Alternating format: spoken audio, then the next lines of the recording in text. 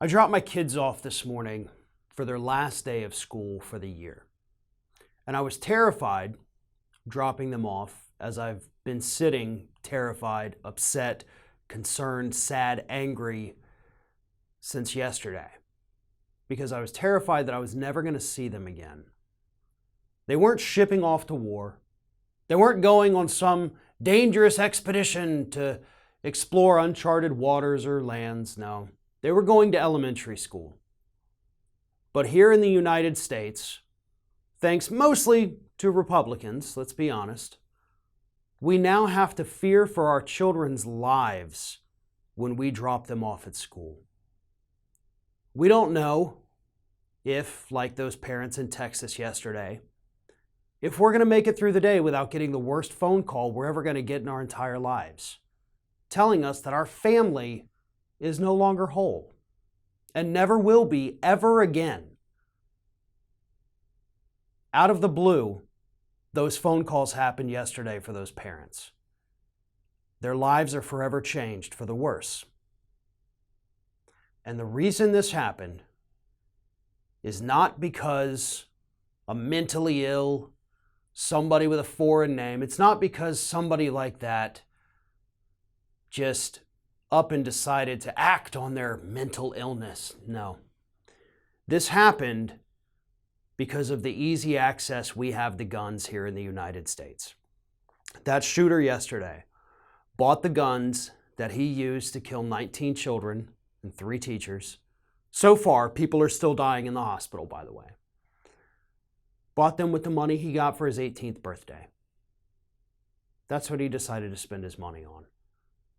And Republicans, of course, are trying to say that this individual was somehow transgender. They found photos of somebody else online that's transgender and try to say, oh, no, this was a transgender person that did this. That's not true.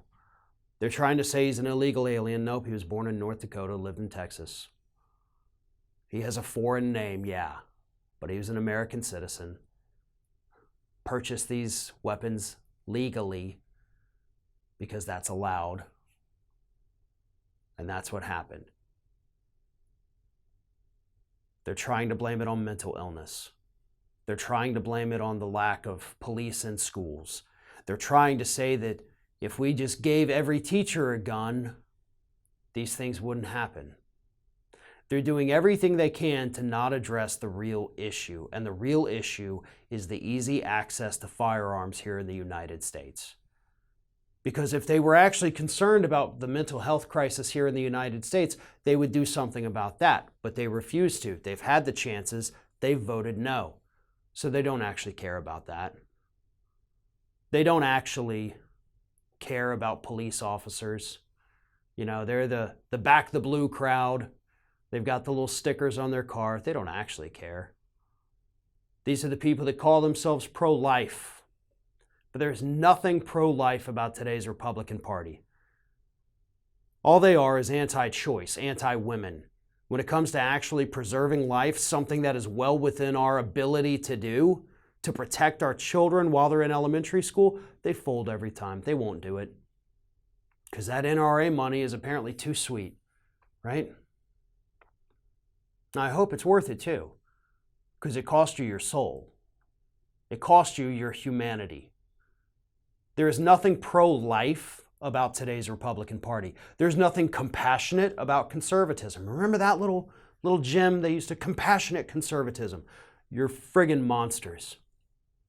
And you're letting our kids die. And then every time they die, you either tell us that now's not the time to talk about gun control, or you come up with these idiotic solutions. Let's just give every teacher a gun. You know who benefits from that, by the way? The gun manufacturers. You know who funds most of the NRA? The gun manufacturers. Their solution to the gun crisis is to throw more guns at it. This is a uniquely American problem because we are uniquely one of the few countries on the planet that just says, what the hell, whatever firearm you want, go buy it. We can change that. Most Americans want it changed. Most Republicans want it changed. Most NRA members want it changed.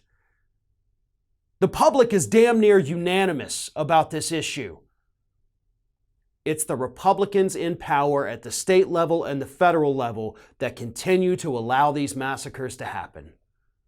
And they offer us their prayers, but I guarantee you, folks, none of them actually sat down last night, got on their knees beside their bed, and actually prayed that mass shootings end here in the United States. None of them did it, I guarantee you. They're all horrible, evil monsters. That's your Republican Party of 2022.